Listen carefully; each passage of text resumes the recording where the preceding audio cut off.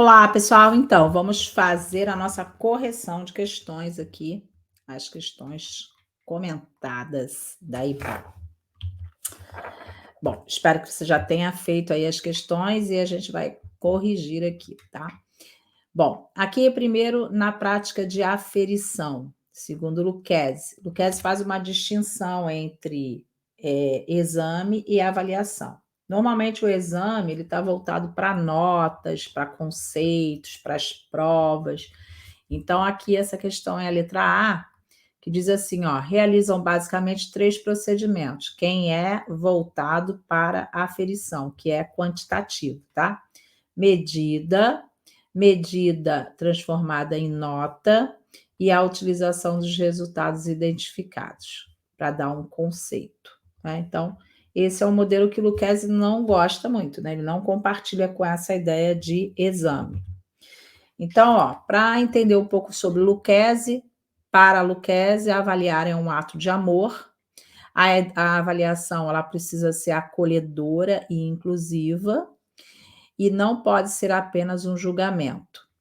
E ele afirma ainda que a prática escolar normalmente se utiliza muito exame, dizendo que está avaliando, mas que exame é classificatório, é excludente, e a pedagogia do exame ele é contra essa pedagogia. O erro para Lucchesi é fonte de virtude, então o erro ele é construtivo, ele deve ser utilizado no replanejamento do processo, então o professor tem que conhecer o aluno e acolher os seus erros, e esse acolhimento deve ser feito para aproximar o professor do aluno. Então, a busca do professor deve ser no exercício de avaliar de forma competente. Então, essa é a diferença entre examinar e avaliar para esse autor. Questão número 2. Ao longo da educação básica, as aprendizagens essenciais definidas pela BNCC, existem 10 competências gerais. No âmbito pedagógico, essas competências gerais, elas estão voltadas para os direitos de aprendizagem e desenvolvimento. Então, hoje, todas as crianças têm direitos de aprendizagem. Então, os professores precisam fazer todos os mecanismos necessários para que esses direitos sejam garantidos. A estrutura da educação básica, ela é educação infantil, ensino fundamental e ensino médio. Na educação infantil, a gente tem os direitos de aprendizagem e os campos de experiência. E a faixa etária da educação infantil na BNCC se divide em bebês, crianças bem pequenas e crianças pequenas. Os bebês vão de 0 a 1 ano e 6 meses, já as crianças bem pequenas, de 1 ano e 7 meses a 3 anos e 11 meses, e as crianças pequenas, de 4 a 5 anos e 11 meses. E eles vão ter objetivos de aprendizagem e desenvolvimento. Já no ensino fundamental, é dividido em áreas, e essas áreas têm as suas competências específicas por área, e cada área é desenvolvida em termos de componentes curriculares. Então, por exemplo, a área de linguagem, ela tem artes, educação física, língua portuguesa e língua inglesa. Matemática está sozinha, ciências da natureza também é sozinha, mas ciências humanas, geografia e história. Os anos iniciais compõem ali do primeiro ano até o 5º ano e os anos finais do 6º ao 9º ano. A BNCC ela traz unidades temáticas, objetivos de conhecimento e habilidades. Já no ensino médio, também dividido em áreas de conhecimento, só que agora com o uso de tecnologias.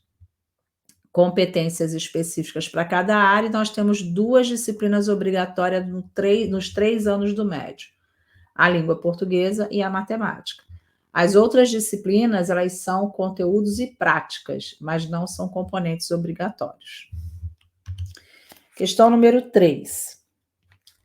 O desenvolvimento que consiste no fazer do aluno estudar um assunto a partir de um roteiro elaborado pelo professor, esse roteiro estabelece uma extensão, uma profundidade dos estudos, e esse ensino é individualizante, é o estudo dirigido. Por quê? Porque a aula expositiva só teria o professor, não teria a participação do aluno. No método montessoriano, é uma pedagogia ativa, então teria maior participação do aluno. E no centro de interesses, é do Decroly, as crianças ficam livres, o professor ajuda, mas também é uma metodologia ativa.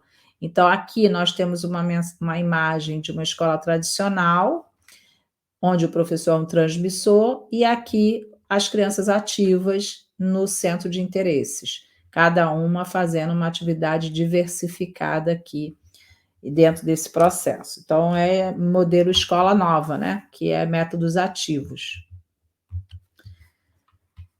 Questão número 4, existe uma prática educacional escolar que visa julgamento de valor. Todo julgamento de valor é uma avaliação, que pode ser diagnóstica, formativa ou somativa. Então, o ato de avaliar é mais exigente do que o ato de examinar. O professor, tanto para o professor quanto para o aluno. O ato de examinar, do ponto de vista do professor, exige somente a elaboração, a aplicação e correção de provas, atribuindo notas e registro dos dados. Já do ponto de vista do estudante, existe apenas fazer a prova e aguardar os resultados. Então, é uma crítica que Lucchesi faz a essa prática do exame, né? A gente examina dizendo que está avaliando, mas, na verdade, a gente não está avaliando.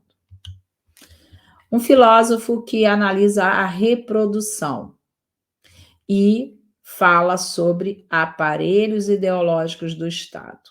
Esse filósofo é o Althusser. Não está aparecendo aqui, mas o gabarito dessa questão é a letra D. Althusser.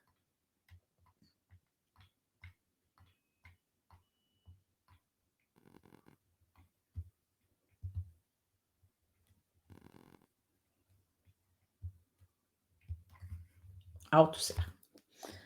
Bom, existe aí um conjunto de pedagogias, né? A pedagogia que é liberal, aquela que vai manter a sociedade do jeito que ela é, sem nenhuma mudança social, é a pedagogia liberal. Pedagogia tradicional, escola nova e tecnicista fazem parte dessa pedagogia liberal, que visa uma sociedade harmoniosa.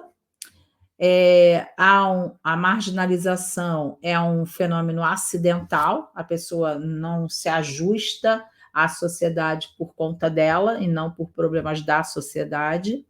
A educação é promotora de coesão social. Já nas crítico-reprodutivistas, vão falar que há uma violência simbólica, porque o conteúdo trabalhado na escola não é próprio para a criança da classe popular.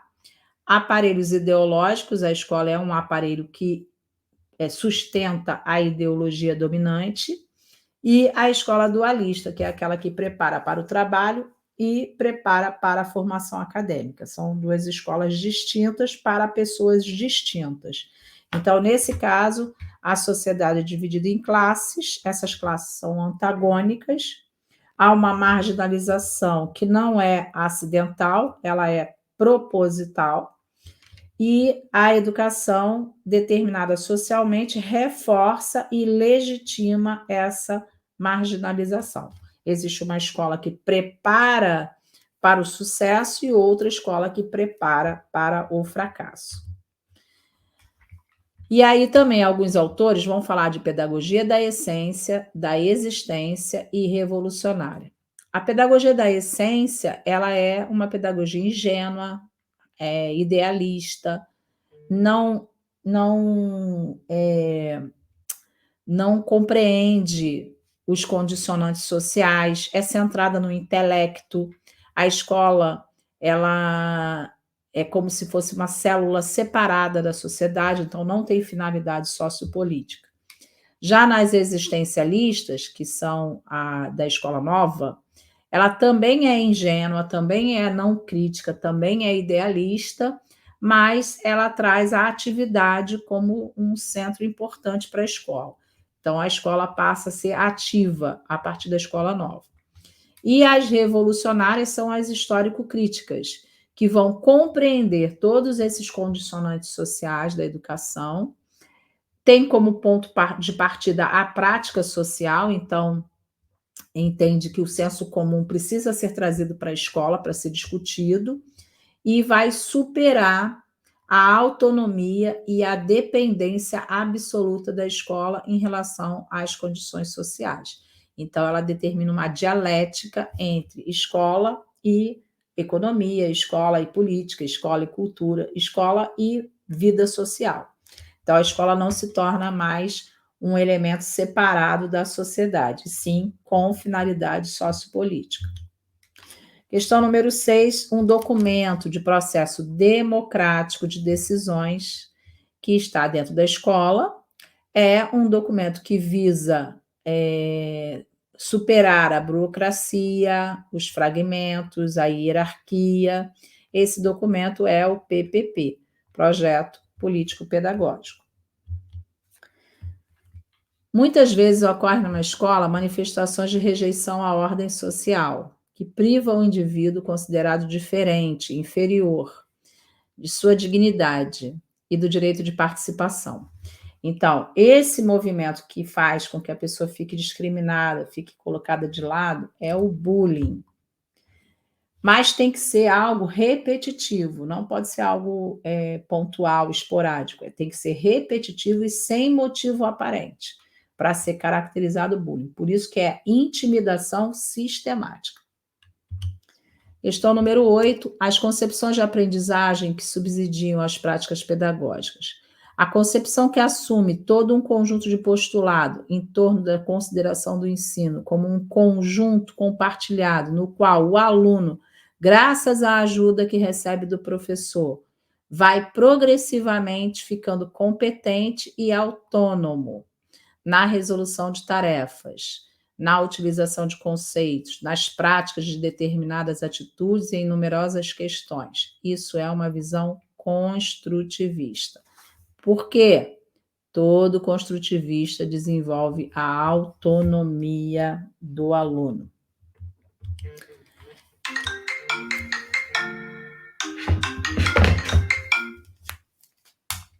Só um minuto. Oi. Isso. Já está no botão? Tá,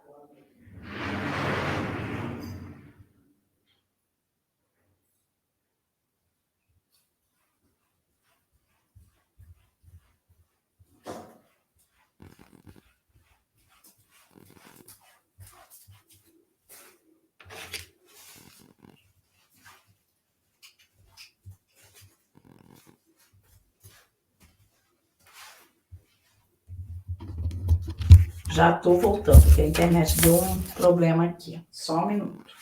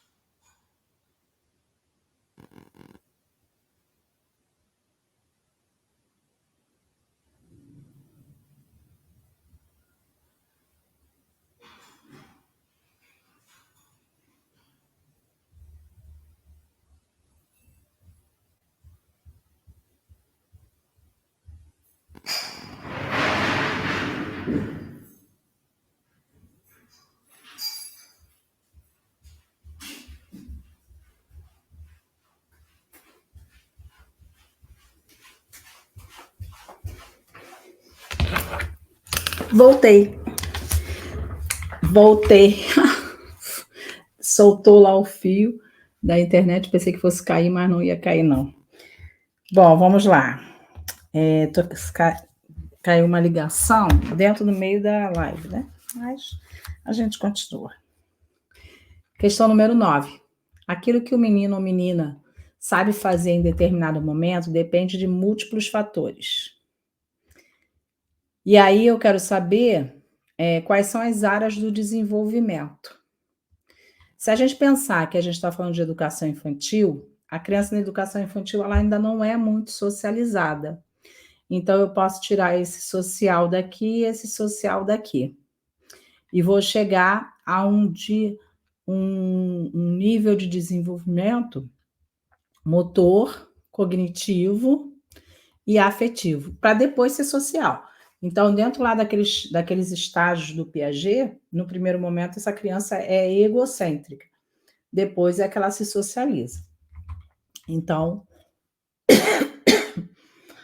nossa, corri tanto que fiquei meio até fora de sintonia, né? Essa internet aqui tá uma beleza, tá uma maravilha. Eu não ia nem conseguir gravar para vocês hoje. Mas eu falei, não, determinação, tem que gravar. Vamos lá. A sucessão de transformações que passa a cultura vigente de uma sociedade, conhecimentos, práticas, valores, conserva nos objetivos programas da escola a seguir ao que dela resta os conteúdos efetivos. Finalmente, no melhor dos casos, ela constrói na mente das crianças, de parte dos alunos, algum tipo de conhecimento. Então, o nome que se dá a essa passagem de conhecimento para o aluno, Libânio chama isso de transposição didática. A capacidade de ensinar e o aluno aprender, né? Porque às vezes a gente pode ensinar e o aluno não aprende. 11. Perrenot traz aí 10 grandes competências para ensinar. E aqui na questão número 11, a resposta é a letra D, administrar progressões de aprendizagem. Vamos ver quais são as 10 competências.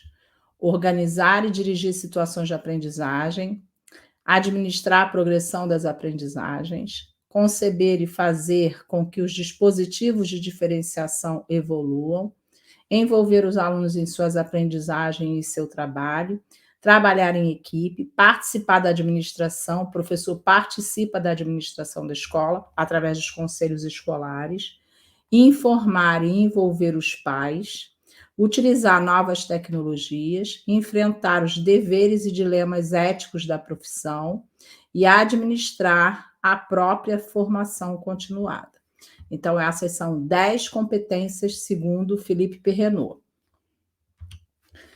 Segundo Perrenot, existe um modelo alternativo de organização clássica da escolaridade, em etapas de 1 ano, com duração de 2, 3 ou 4 anos, para enfrentar o fracasso escolar, garantindo a aprendizagem dos alunos por meio de progressão de suas aprendizagens. Esse modelo que junta 2, 3 ou 4 anos chama-se ciclos de aprendizagem. Letra C. Em suas observações, Piaget identificou 2 tipos de discurso na linguagem infantil. Esses discursos são egocêntricos e socializados. Tá? Então, primeiro momento, egocentria, depois socialização. Então, quais são as etapas da fala para Piaget e para Vygotsky? Para Piaget, a linguagem primeiro é egocêntrica, para depois ser uma linguagem socializada a partir de 7 anos, mais ou menos. Já para Vygotsky, nós temos a linguagem comunicativa, depois a linguagem egocêntrica e para finalmente chegar a uma linguagem privada. Porque o que seria essa linguagem privada? Seria a transformação da linguagem em pensamento, que é o processo de internalização de acordo com Vygotsky. Questão número 14, o instrumento útil de apoio às discussões pedagógicas na escola, na elaboração de projetos educativos, no planejamento das aulas, na reflexão sobre a prática educativa e na análise do material didático, É um referencial de qualidade. O documento que é um referencial, não é um normativo, é o PCN. Então, são os parâmetros curriculares nacionais. Planejamento é um instrumento que subsidia a prática pedagógica do professor e que possibilita a ele a organização metodológica do conteúdo. É uma expressão da distância que o aluno está desse ideal, com indicação das falhas e causas dessas falhas, as dificuldades para alcançar, pontos de apoio e, finalmente, a proposta de ação. Então, nós estamos falando de planejamento participativo e eu quero saber as etapas desse tipo de planejamento. 3 elementos não podem faltar no PPP: o marco operativo, o diagnóstico e a programação. Esse marco operativo está dentro de um marco maior, que é chamado marco referencial. Então, o marco referencial ele é composto por 3 marcos: o marco situacional, o doutrinal e o operativo. Situacional é a escola real, como ela é. O doutrinal é o ideal. E o operativo é o caminho metodológico. Quais são a realidade, né? O campo de ação dessa instituição. O diagnóstico vai fazer uma comparação entre o ideal e o real, é o confronto da realidade, e a programação é a nossa proposta de ação, é o que a instituição vai fazer, de fato, para transformar essa escola real numa escola ideal. Agora é a parte de legislação. A Constituição Federal, no artigo 205, a educação é um direito de todos, é um dever do Estado e da família. Promovida e incentivada em colaboração com a sociedade, visa o pleno desenvolvimento, o preparo para o exercício da cidadania e a qualificação para o trabalho. E a resposta errada é essa número 4 aqui, que está falando de correção das desigualdades. Então, a resposta é a letra D. A Constituição, então, no seu artigo 205, fala que é dever do Estado e da família, visando o pleno desenvolvimento da pessoa, exercício da cidadania e a qualificação para o trabalho, sempre em colaboração com a sociedade. Artigo 208, dever do Estado com a educação será efetivado mediante garantia de acesso aos níveis mais elevados de ensino, da pesquisa e da criação artística, de acordo com a capacidade de cada um. Então, é segundo a capacidade de cada um. Já na questão aqui, assinale a alternativa que complementa o artigo 1, no parágrafo 1 da LDB.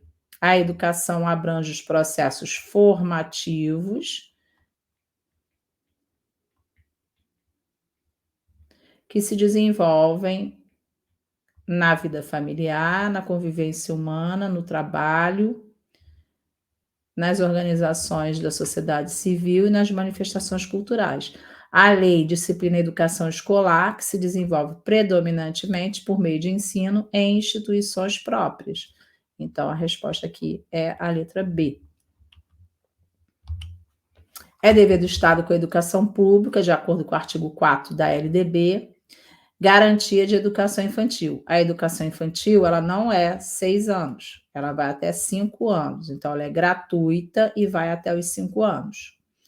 Ela não é preferencialmente em horário integral, ela pode ser em horário parcial.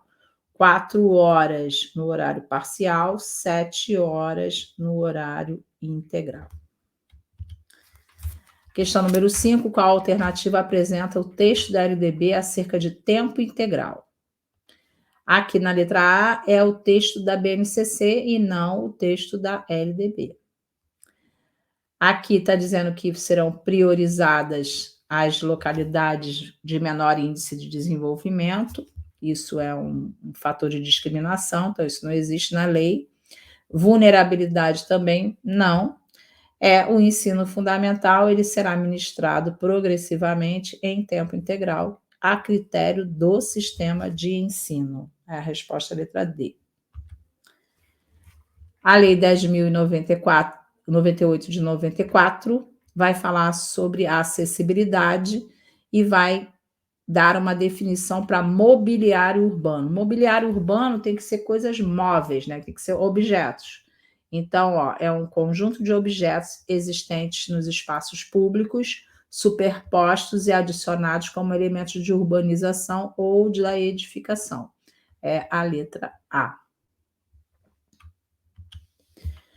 A Constituição, no artigo 205, educação, direito de todos, dever do Estado e da família, será promovida e incentivada com a colaboração da sociedade, visando o pleno desenvolvimento, preparo para o exercício da cidadania e qualificação para o trabalho.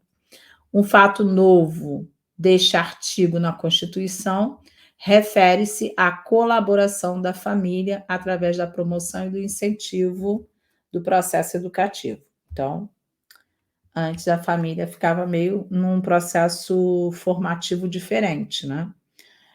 Questão número 8, artigo 208 da Constituição, é ainda segundo a capacidade de cada um, é uma questão que tem uma repetição aqui, né?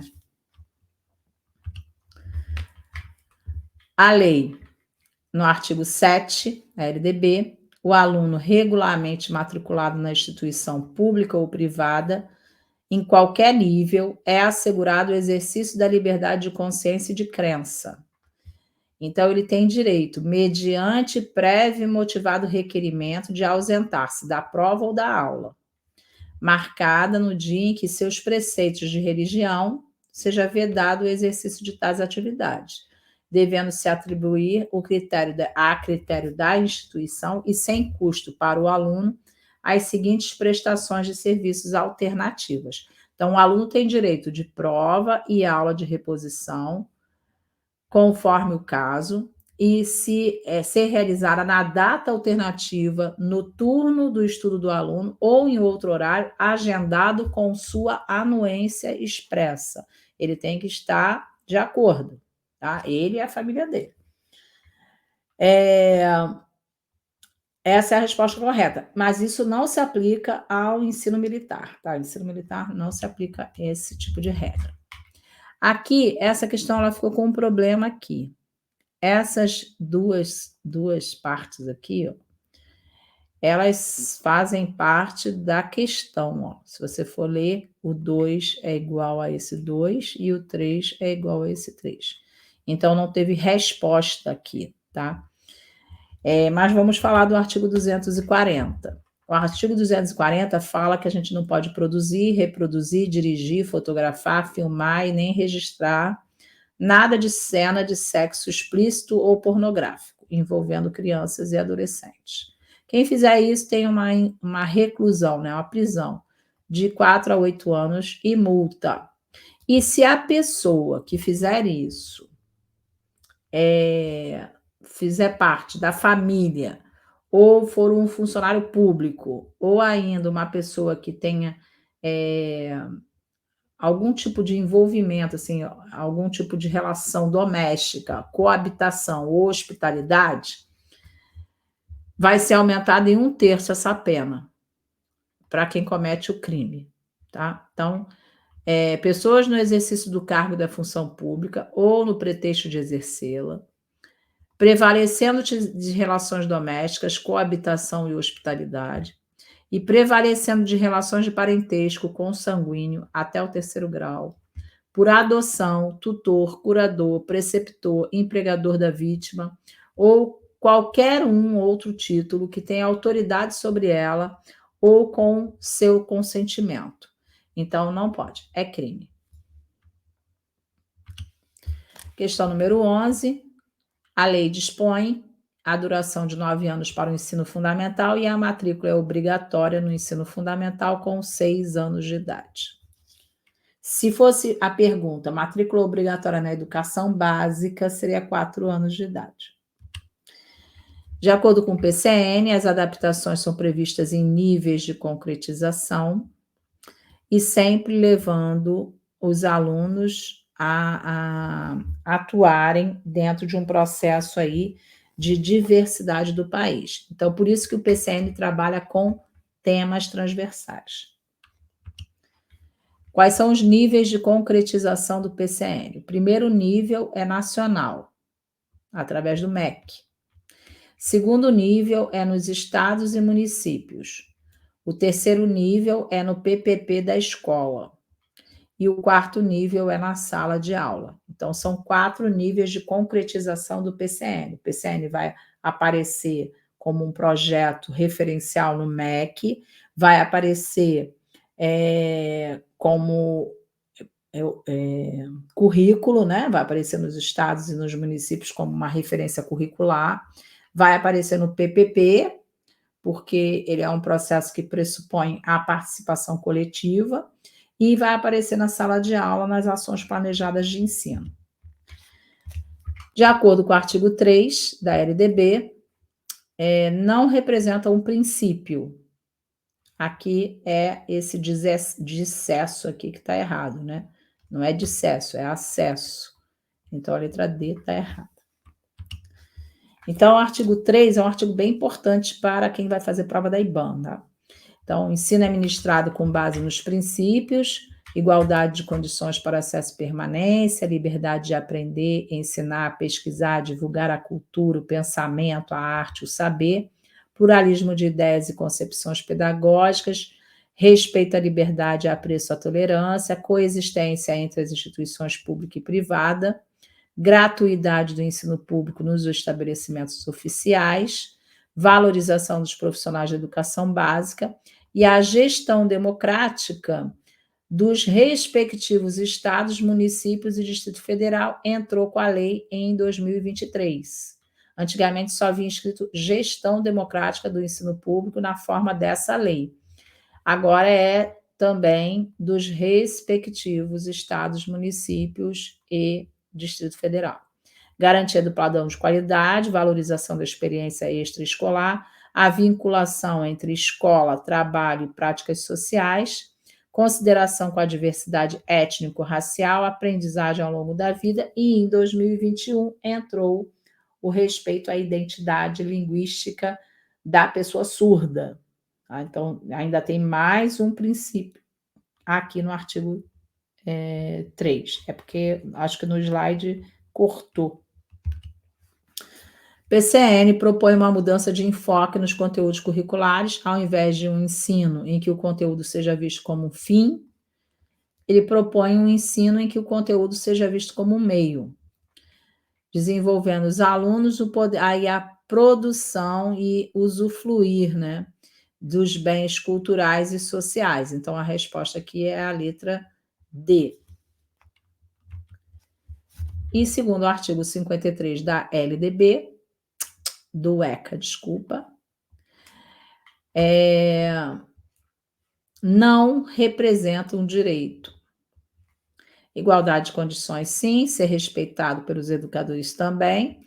Disponibilidade de vaga no mercado de trabalho não é previsto no ECA. Então, é a letra C que está errada. E é isso.